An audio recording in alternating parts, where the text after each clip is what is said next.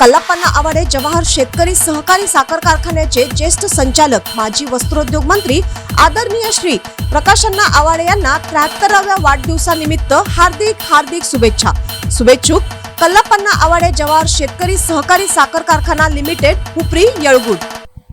इचलकरंजी शहरातील स्वच्छतेवर थेट परिणाम करणाऱ्या गंभीर घडामोडीत इचलकरंजी महापालिकेच्या कचरा उठावासाठी कार्यरत असलेल्या घंटागाडी कर्मचाऱ्यांनी सोमवारपासून अचानक काम बंद आंदोलन सुरू केले आहे। मासिक पगार वेळेवर दिला जात नसल्याची तक्रार तसेच ESI व PF निधी जमा न केल्याचा आरोप करत कर्मचाऱ्यांनी विविध प्रलंबित मागण्यांसाठी हे आंदोलन छेडले आहे। त्यामुळे शहरातील घरोघरी कचरा संकलनाची सेवा ठप्प होण्याची चिन्हे निर्माण झाली आहेत। घंटागाडी कर्मचाऱ्यांच्या या आंदोलनामुळे शहरातील स्वच्छता व्यवस्थेवर मोठा परिणाम होण्याची शक्यता आहे।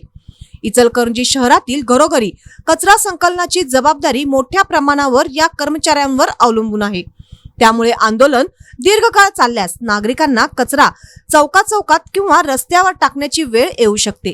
परिणामी शहरात दुर्गंधी, अस्वच्छता तसेच संसर्गजन्य आजारांचा धोका निर्माण होण्याची भीती व्यक्त केली जात आहे।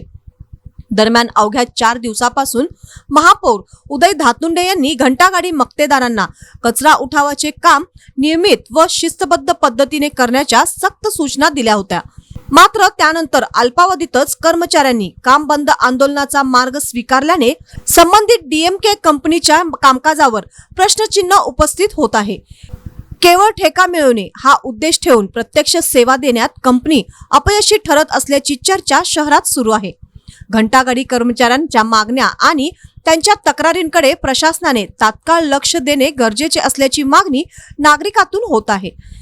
शहरातील स्वच्छता व्यवस्था कोलमडण्यापूर्वी महापालिका प्रशासनाने या प्रश्नात हस्तक्षेप करून तोडगा काढावा अशी अपेक्षा व्यक्त होत आहे।